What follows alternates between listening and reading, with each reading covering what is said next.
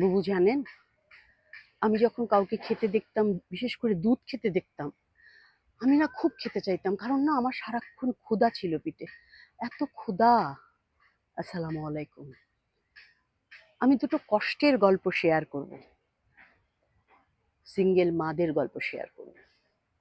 আমাদের দেশে না অনেক মা খুব কম বয়সে সিঙ্গেল হয়ে যায়, এবং সে পড়াশোনা খুব বেশি জানে না, এবং সে কোনো অর্থনৈতিক কাজে জড়িত না। তাকে যে তার বাবা ভাইদের উপরে নির্ভর করতে হয়। অনেক পরিবারকে দেখেছি, বাবা ভাইরা জোর করে সেই মাকে বিয়ে দিতে চায় আবার, বা বিয়ে দেয়, কিন্তু এই বাচ্চাটা পড়ে যায় বিপদে। এই বাচ্চাটাকে হয় তারা নিজেরা রেখে দেয়, নাহলে বাপের বাড়িতে দাদা দাদির কাছে পাঠিয়ে দেয়। আমাদের পরিবারে এরকম একজন সঙ্গী আছে, সদস্য আছে। আমি না তার কাছ থেকে অনেক গল্প শুনি, তার এই কষ্টের গল্পগুলো শুনি। তার যে ক্ষুধা, একটা ছোট্ট বাচ্চা, ১.৫ বছরের বাচ্চাকে রেখে তার মা চলে গেছিল, তার মধ্যে সারাক্ষণ শুধু ক্ষুধা ক্ষুধার বিষয়টা ছিল। তার মধ্যে অনেক কথা ছিল। আমার না খুব কষ্ট লাগে, খুব কষ্ট পেয়েছি, এবং ওর প্রতি না আমার একটা আলাদা রকম ফিলিংস রয়েছে। কারণ আমিও তো সিঙ্গেল মা, আমার বাচ্চারাও তো বাবা ছাড়া বড় হয়েছে। শুধুমাত্র আমার বাচ্চাদের জন্য এই কষ্টে না পড়তে হয়, সেজন্য আমি বাচ্চা ছোট অবস্থায় বিয়ের কথা কাউকে কোনোদিন বলি না। সেজন্যই মেয়েদেরকে বলি, নিজে অর্থনৈতিকভাবে শক্তিশালী হও। পড়াশোনা যে জানে না সে অন্য কাজ করো, রাস্তার ধারে চা বিক্রি করো, পিঠা বিক্রি করো, যা যেই কাজটা করলে তুমি সামান্য কিছু অর্থ উপার্জন করতে পারবে সেটা করো, কিন্তু সন্তানকে ছেড়ে চলে যেও না।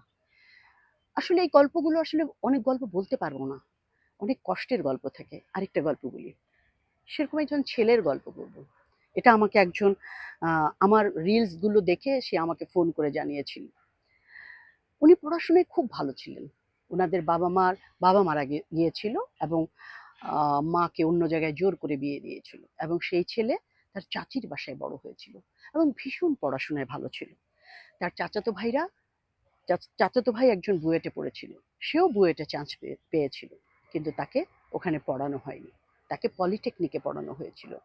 এবং ওই ওই ভদ্রলোক যে ভীষণ একটা কষ্ট নিয়ে বড় হয়েছিল, এবং পরবর্তীতে যখন তার নিজের সন্তান হয়েছিল, সে পৃথিবীর কিচ্ছু দেখতো না, সে শুধু ২টা ৩টা চাকরি করতো, সকাল থেকে রাত ১টা পর্যন্ত। তার কাছে একটাই মনে হতো, তার সন্তানদের তাকে বড় করতে হবে।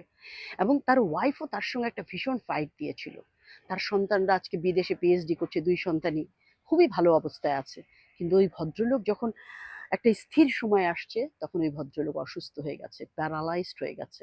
এবং সেই ভদ্রলোকের ওয়াইফ, যখন তারা ভেবেছিল যে তাদের অবসর সময় তারা খুব সুন্দর একটা সময় কাটাবে, তখন একজন রোগীকে টানছেন, আরেকজন রোগী হয়ে পড়ে আছেন। কি একটা ভয়ঙ্কর জীবন!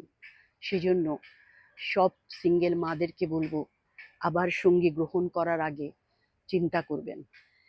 কিছু না থাকুক আপনার, আপনি মানুষের বাসায় কাজ করে খাবেন, আপনি আম চা বিক্রি করে খাবেন, আপনি ঝাড়ু দিয়ে খাবেন, আপনি ব্যবসা করে খাবেন, কিন্তু সন্তানকে নিজের বুকে রাখবেন। আমি সবসময় একটা কথা বলি, আমি আমার এই যুদ্ধ চালিয়ে গিয়েছিলাম। আমার বাবা-মা যথেষ্ট আমাকে বলেছে, "তোমার এত কষ্ট করতে হবে না।" কিন্তু আমি তাও করেছি। কারণ আমি আমার সন্তানদেরকে কারো বাসার কাজের বুয়া হতে যেতে চাইনি। আমি আমার সন্তানদেরকে সেই অবস্থায় ফেলতে চাইনি।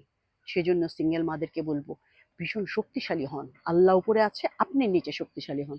ইনশাআল্লাহ আপনি জয়ী হবেন। সবাই ভালো থাকবেন।